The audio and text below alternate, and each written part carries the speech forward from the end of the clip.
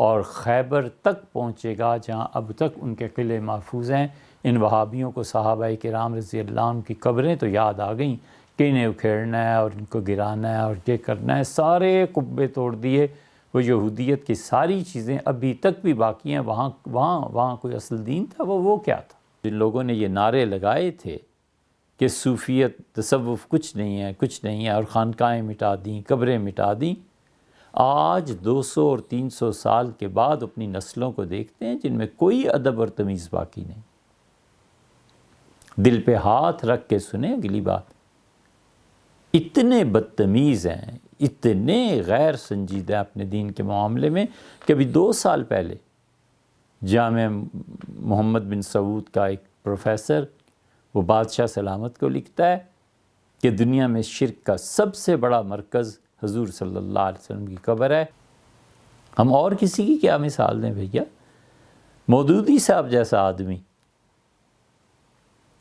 جو مطلب تصوف سے بہت فاصلے پر تھے، جب سفر کیا نا انہوں نے حجاز کا اور ادھر ادھر اور شام کا، تفسیر لکھنی تھی تفہیم القرآن، تو مولانا کئی جگہ کی تصاویر لے کے آئے کہ قوم سمود یہ تھی، عاد یہ تھے، یہ ان کا کنواں تھا وغیرہ وغیرہ۔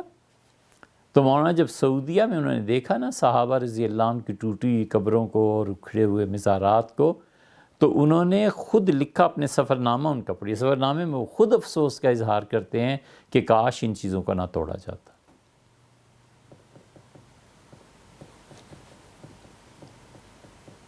یہ کیا ہے؟ فرانسیسی آئے اور انہوں نے آ کے جو قبرستان صوفیہ کا تھا دمشق میں، اس کو بلڈوز کر دیا، یونیورسٹی بنے گی۔ ہزاروں اللہ کے نیک بندے سوئے ہوئے تھے، سب مٹی ڈال کے برابر کر دیا۔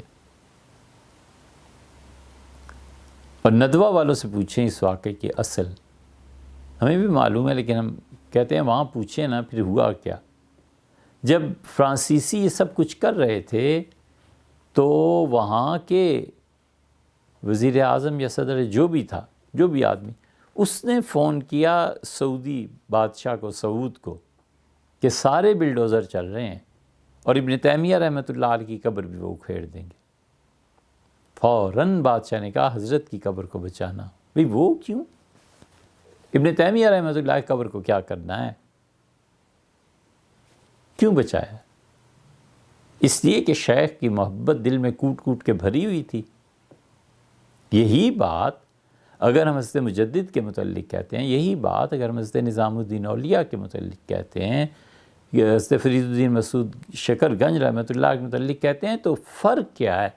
صرف اتنا سا کہ ہمارے دل میں ان کی محبت ہے، ان کے دل میں ابن تیمیہ رحمۃ اللہ کی محبت ہے۔ یہ فطری چیزیں ہوتی۔